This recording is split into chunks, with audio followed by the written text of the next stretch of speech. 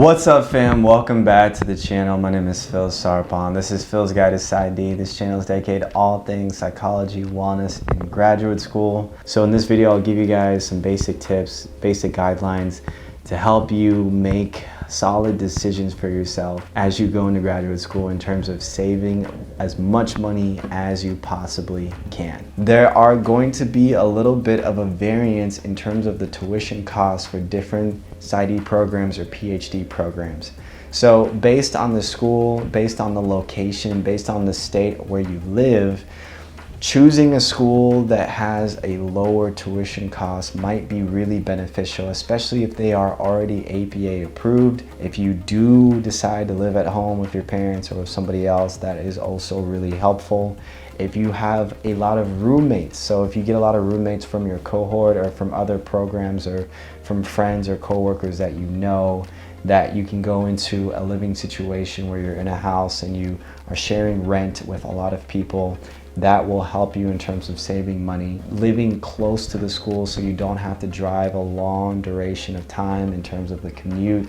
Those are all helpful things in terms of how to actually save that money. The other thing that you can do is that you can go about getting a part-time job, especially in the first couple of years of your program. Anywhere from 10 to 15 hours might be really helpful.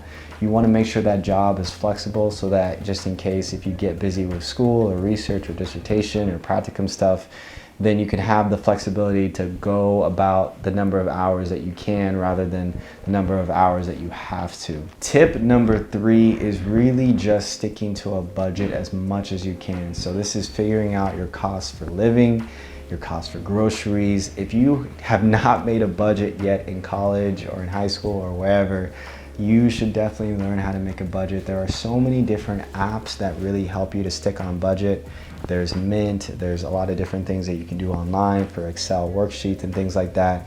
But just getting a general guideline of a budget will really help you to not only save money, but stick to what you can spend on certain things. Now, depending on what school you go into, your school might offer some scholarships. And then the other thing too is that for different programs, once you finish graduate programs, you might be able to go into some loan repayment plans with the school or with a job or whatever it is. There also might be potential for loan forgiveness after a certain amount of time.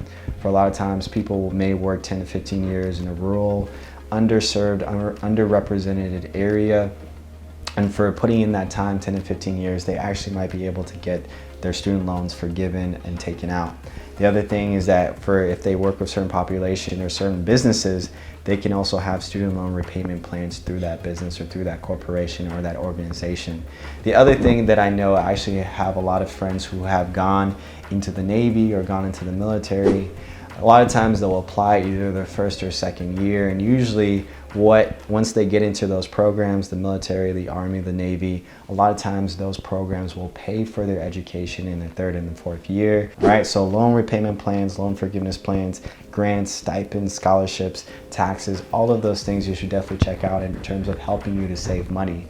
I'm not a specialist in any of those areas. All I can do is just kind of give you the general guidelines so that you can do the research on your own or ask somebody who does have that area of expertise. One of the things that I did was that I went to people who graduated from my program, PsyD program, and I actually asked them some of the things that they were doing in order to pay back their student loans. If you can find someone in the program, if you're already in clinical psychology school, if you can find an alumni who is already working in the field and ask them some of the ways that they have taken care of their student loan debt or have saved money, that would be extremely beneficial because they can give you some pretty relevant and solid advice in terms of how to save for yourself. So hopefully that makes a lot of sense, guys. I know that this video was not super detailed, but I really just wanted to give you guys a general overview of some of the things to think about in terms of how to save money.